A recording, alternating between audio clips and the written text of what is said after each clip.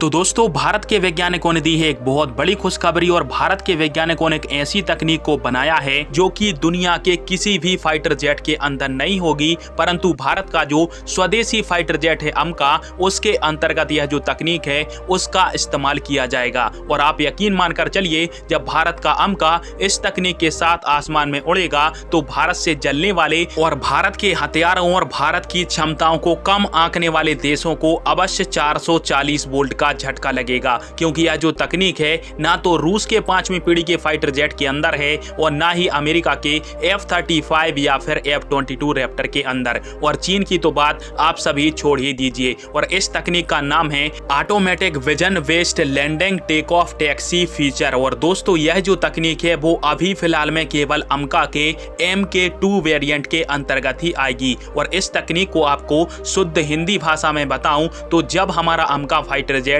Runway के अंदर से उड़ान भरेगा या फिर रनवे पर उतरेगा तो उसमें उतरने की जो क्षमता है वो स्वतः होगी, यानी अमका फाइटर जेट खुद ही आसानी से रनवे पर उतर सकेगा और वहां से उड़ान भर सकेगा। अब दोस्तों, यह जो तकनीक है वो हमारे लिए फायदेमंद क्यों है? क्योंकि इससे अमका फाइटर जेट का जो पायलट है उसका काम बहुत ही आसान हो जाएगा। साथ में जब फाइटर जेट लैंडिंग और टेक ऑफ करते हैं जिसमें बहुत ही ज्यादा एक्सीडेंट होने की संभावना रहती है, वो भी लगभग 0 हो जाएगी, क्योंकि अमका का जो AI है वो पहले ही पायलट को बता देगा कि अभी फिलहाल में लैंडिंग करना या फिर टेक ऑफ करना खतरे से खाली नहीं है, जिससे अमका फाइटर जेट का जो पायलट है वो अमका फाइटर जेट को किसी भी परिस्थिति और किसी भी मौसम कंडीशन के अंदर आसानी से रनवे पर उतार सकता है और वहां से उड़ा सकता है। और अभी तक इस प्रकार का फीचर केवल अनमैन्ड UAV के अंदर था, जिसके अंतर्गत जो UAV है वो ऑटोमेटिक तरीके से लैंडिंग और टेक ऑफ कर सकता था, परंतु भारत का जो अमका का MK2 वेरिएंट होगा